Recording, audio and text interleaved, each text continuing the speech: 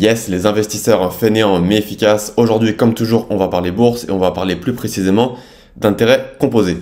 Tu vas comprendre quel est le secret pour faire fructifier ton capital et tu vas voir que c'est plus simple que ce que tu crois.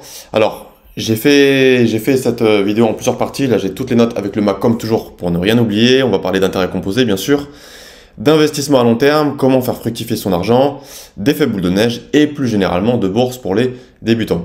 Petit disclaimer, cette vidéo n'est pas un conseil en investissement, c'est simplement mon avis en tant qu'investisseur, donc c'est important que tu fasses tes propres recherches lorsque tu investis. Alors tu sais que si tu me suis depuis le début de mes vidéos sur la chaîne, tu sais que j'aime beaucoup les investissements passifs, j'aime investir régulièrement, une fois par mois, mais sans toucher à mes investissements, sans vendre pour faire fructifier le capital à long terme.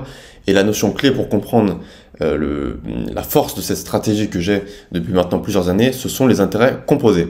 Alors on commence tout de suite avec qu'est-ce que les intérêts composés. Alors est-ce que tu sais qu'un simple investissement peut doubler ou tripler ton capital à long terme? Ça peut paraître assez étonnant quand on ne connaît pas la bourse. On a souvent l'image des traders qui font de l'achat-revente et qui veulent faire de l'argent à court terme. Mais c'est une stratégie que je n'aime pas car déjà beaucoup d'investisseurs actifs sous-performent le marché et en plus ça génère beaucoup de stress. Ça peut générer beaucoup de problèmes sur le court terme et tu peux finalement perdre ton capital si tu ne maîtrises pas bien les investissements. Donc l'idée des intérêts composés, c'est que tes gains génèrent eux-mêmes des gains. En fait, plus tu gagnes d'argent, avec de l'argent entre guillemets qui dort sur des comptes titres, d'accord, sur de l'argent qui est placé sur les bons ETF ou sur les bonnes actions, eh bien, plus tu as d'argent investi, plus les gains vont générer des gains, plus les intérêts vont générer des intérêts plus élevés, et donc sans rien faire, entre guillemets, tu vas avoir un portefeuille plus conséquent. Donc je vais te parler un peu plus tard, reste bien jusqu'au bout de la vidéo, je vais te donner des exemples concrets en fait, de personnes, d'investisseurs qui investissent un certain montant tous les mois et tu vas voir les montants que ça peut donner en plusieurs dizaines d'années, c'est très impressionnant, donc reste bien jusqu'au bout de la vidéo. Alors quels sont les facteurs clés pour maximiser les intérêts composés? La première chose c'est le temps. En fait, plus tu investis tôt, plus tu as des années devant toi pour faire jouer les intérêts composés et plus tu vas pouvoir faire fructifier ton capital et valoriser tes investissements passifs donc en bourse. Donc il n'est jamais en fait trop tard pour investir, même si tu as 45, 50, 60 ans, tu peux commencer à investir. Mais si aujourd'hui tu as 18, 20 ans, 25 ans, sache qu'en théorie tu as beaucoup d'années devant toi et en investissant un montant tous les mois, ton portefeuille va se valoriser d'autant plus et c'est sur cela que repose la force des intérêts composés. En plus du temps, il y a également le taux de rendement. Dans l'idéal, il faut choisir des actifs qui ont un rendement stable, parce que forcément, si tu choisis un actif risqué qui, cette année, va faire par exemple plus 50 ou plus 100%, mais dans 5 ans, tu n'as aucune idée du rendement que cela peut avoir, hein, avec un gros risque que ça fasse zéro ou du négatif d'ici quelques années, et ben forcément, ce système des intérêts composés perd tout son sens.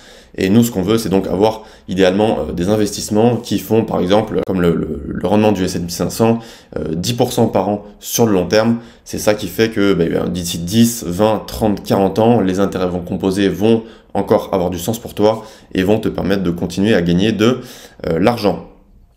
Donc je vais reparler également un peu plus tard des actifs sur lesquels tu peux investir. Ensuite, le troisième facteur clé pour maximiser les intérêts composés, ce sont les contributions régulière. En fait, il faut idéalement investir de façon automatique. C'est ma stratégie, c'est ce qu'on appelle la stratégie du dollar cost averaging, donc le DCA. C'est d'investir par exemple une fois par mois un montant fixe sur un ETF ou sur certaines grosses actions. Moi, je te conseille les ETF et c'est ce qui va te permettre d'augmenter non seulement les montants investis, mais si tu ne vends pas, les montants qui sont déjà investis vont générer de plus en plus d'intérêts au fur et à mesure des années.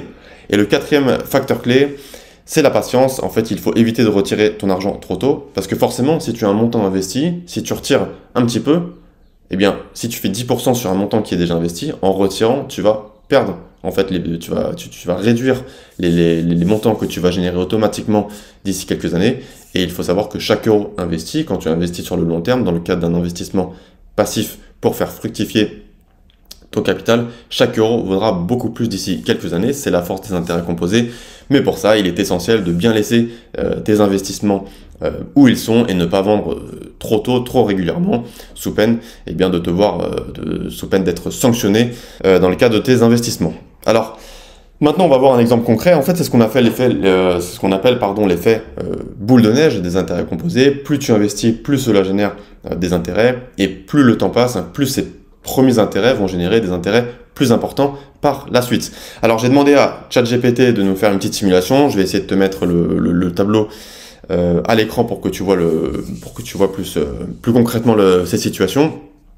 J'ai pris 5 cas de figure pour que tu comprennes les différences. Un cas de figure où un investisseur qui part de zéro investit 50 euros par mois. Deuxième cas de figure, 100 euros par mois. Troisième cas de figure, 200 euros par mois. Quatrième cas de figure, 500 euros par mois. Et cinquième cas de figure, 1000 euros par mois. Avec un taux de rendement annuel qui est de 10%. Voilà, c'est plus ou moins sur le long terme ce que rapporte un ETF qui réplique la performance du S&P 500, donc des 500 plus grosses entreprises américaines. Et tu peux voir que les chiffres sont impressionnants. Au bout de 20 ans, donc premier cas de figure, si tu investis 50 euros par mois, tu fais entre 38 000 et 39 000 euros sur les 20 ans, d'accord? Si tous les mois tu as investi 50 euros et bien sûr que tu n'as rien vendu. Au bout de 30 ans, tu fais quasiment 114 000 euros. Donc tu vois que c'est quand même un sacré capital pour avoir entre guillemets seulement investi 50 euros par mois.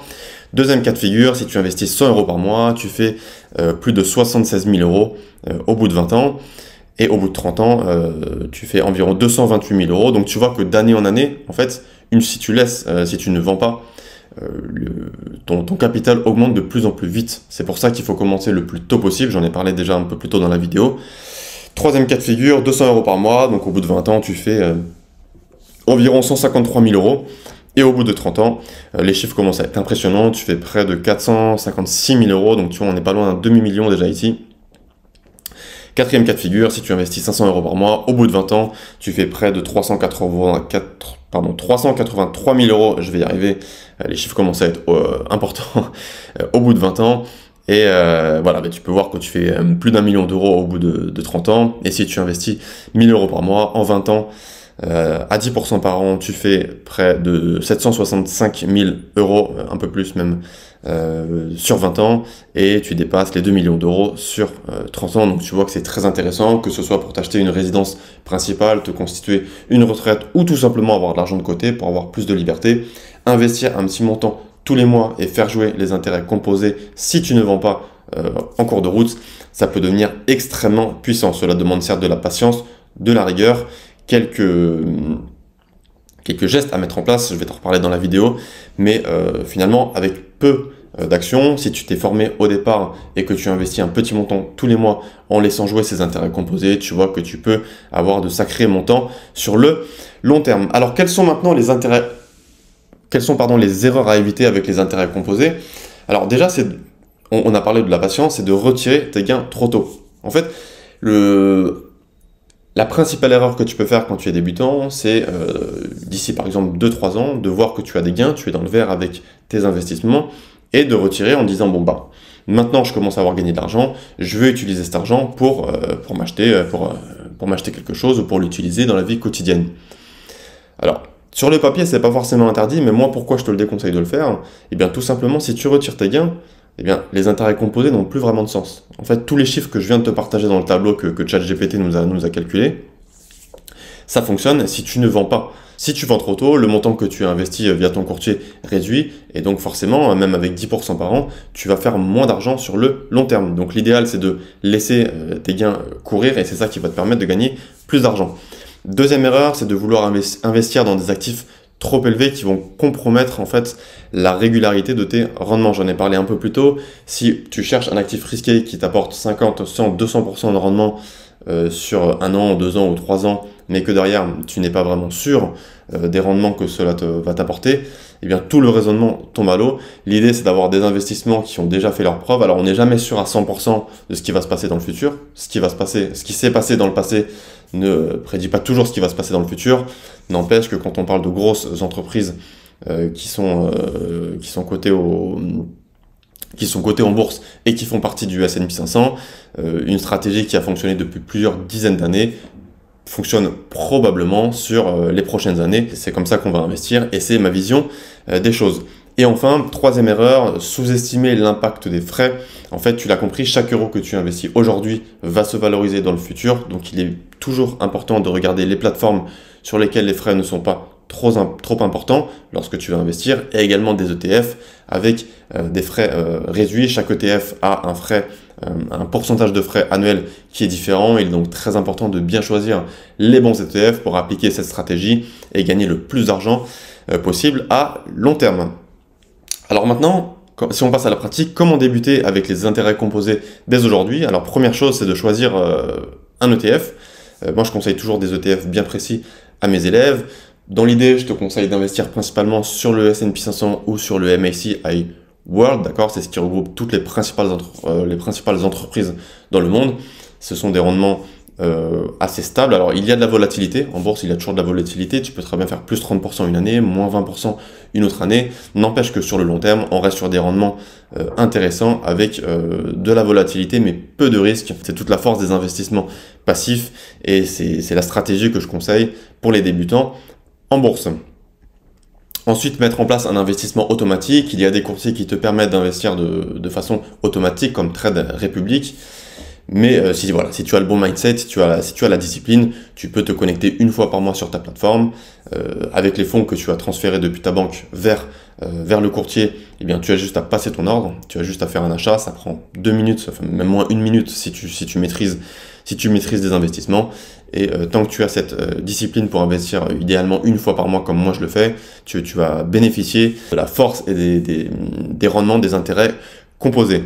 Et ensuite, dernière étape, choisir une somme que tu vas investir tous les mois. Même si la somme n'est pas très importante, je te conseille de passer à l'action dès aujourd'hui. Sache, tu l'as compris, chaque euro que tu investis fait une grosse différence sur le long terme. Donc même si tu n'investis pas 1000 euros, même si tu n'investis pas 2000 euros par mois, même si c'est 100 euros, 200 euros, 300 euros par mois, ça va être très efficace. Donc c'est important que tu passes à l'action et que tu mettes en place cette stratégie. Je te conseille dans la pratique, dès que tu reçois ta paye, eh bien, de mettre ce petit montant de côté, de le réinvestir, et c'est ça qui va te permettre eh bien, de gagner plus d'argent.